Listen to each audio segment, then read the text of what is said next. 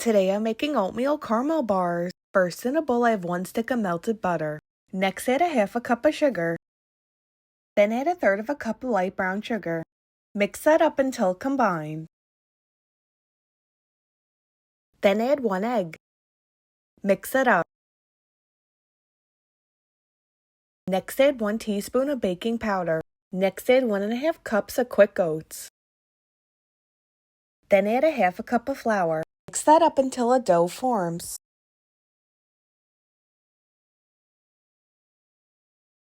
Next, I'm going to make the caramel filling. So in a pot, I have a whole bag of caramel bits and a splash of heavy cream, and I'm going to melt this on the stove until it's smooth. Now I have a 9-inch baking pan. I'm going to add 2/3 of the dough into the pan and press it in.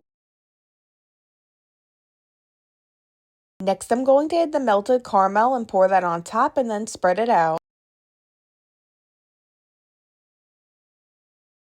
Then I'm going to sprinkle the rest of the dough on top and then bake this at 375 for 20 to 25 minutes.